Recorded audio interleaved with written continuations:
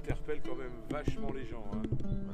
Moi, on m'en parle dans la ville, c'est intéressant hein, quand même. Hein. Imaginez un jardinier des Marais qui a de ce côté-là, qui a planté ses haricots verts, qui habite de l'autre côté, arrive le moment de la cueillette, il dit je voudrais venir les cueillir et ce jour-là, alors évidemment le checkpoint n'est pas forcément en face de l'endroit où il a planté ses haricots verts, il doit aller au 4 pelles par exemple et revenir. Et quand il arrive au 4 pelles, on lui dit non aujourd'hui on passe pas, aujourd'hui il n'y a pas de passage. Donc ces haricots pourrissent. C'est un peu ce qui se passe autant pour les marchandises que pour les humains entre la Palestine et Israël.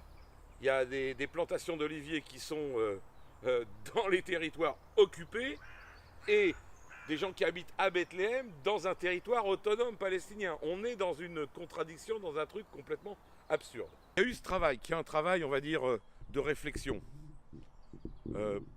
politique et militant, mais il y a aussi une partie importante d'un travail artistique, parce que ce qui m'a intéressé aussi, c'est que du côté palestinien, du côté de Jéricho, de Bethléem, c'est très beau Jéricho aussi, du côté de Bethléem, le mur, la grande partie du mur de intramuros de Bethléem a été investi par des artistes locaux, mais des artistes mondialement connus aussi qui sont venus faire de ce mur une grande fresque pour la liberté. Donc il y a des artistes comme Bansky qui sont venus, et comme JR qui a fait aussi des grands portraits sur le mur. Bon, JR c'est tellement éphémère que j'étais pas à la bonne époque. Mais Bansky, il a fait des choses d'une poésie absolument merveilleuse, comme les deux petits anges qui, voyant une fissure dans ce mur qui fait 8 mètres de haut, avec un pied de biche, essayent de l'ouvrir. Je veux dire, c'est tellement beau, c'est tellement poétique ce truc, quand on sait que ce qui se passe de l'autre côté et de ce côté-là.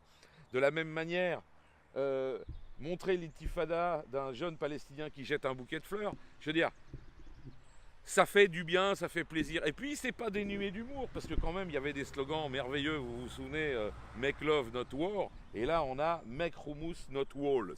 Je vais vous montrer comment on passe de l'autre côté, c'est très important la symbolique de ce mur. C'est-à-dire, vous voyez, ça c'est le checkpoint. Ici, il y a écrit en hébreu, police, mishtara, Israël, Ein Ma'avar. Ça veut dire, il n'y a pas d'entrée pour vous de ce côté-là. C'est ça que ça veut dire en hébreu. Voilà. Bon, j'avais piqué ça quand j'étais là-bas, piqué à la police, et j'étais content de le ramener. Voilà. Donc cette porte, on imagine, c'est le checkpoint. Alors, très symboliquement, je suis en Palestine, je veux aller en Israël, déjà, je ne peux pas pousser la porte. Il faut vraiment la tirer, puis à la fin, elle est un petit peu dure. Et quand je suis en Israël pour rentrer en Palestine, avec un doigt, je rentre, hein, c'est facile. Donc on passe de l'autre côté. Et de l'autre côté, le mur, il est immaculé. C'est-à-dire que dès que un graffiti anti-mur, progressiste se met et installé, tout de suite, il est dans les 2 jours, des gens bien intentionnés viennent recouvrir tout ce qui est écrit dessus. Alors j'ai eu la chance de passer avant que les peintres arrivent et j'ai trouvé ce magnifique slogan qui est du côté israélien. C'est intéressant. Quand je vous dis qu'il y a des gens bien aussi des deux côtés, qui écrit Silence is complicity. Voilà. Donc, ce qui est aussi intéressant plastiquement, c'est de voir ces 2 traitements de ce mur, quoi. Et ce mur, il fait quand même 8 mètres de haut. Hein. C'est un truc, on n'imagine pas. Là, ça fait 3 mètres. Vous imaginez, c'est presque 3 fois cette hauteur-là. Je suis passé l'autre jour, il y avait une classe d'enfants avec leurs profs. Et puis, ils posaient des questions. Puis, alors, ils ont dit, est-ce que vous voulez poser des questions à la personne qui a fait les photos? Et il y a un petit gamin qui a levé la main et dit, mais pourquoi vous avez photographié les murs d'une prison? Un petit bout de shoot, CM1, CM2. Il a résumé tout mon travail en disant ça.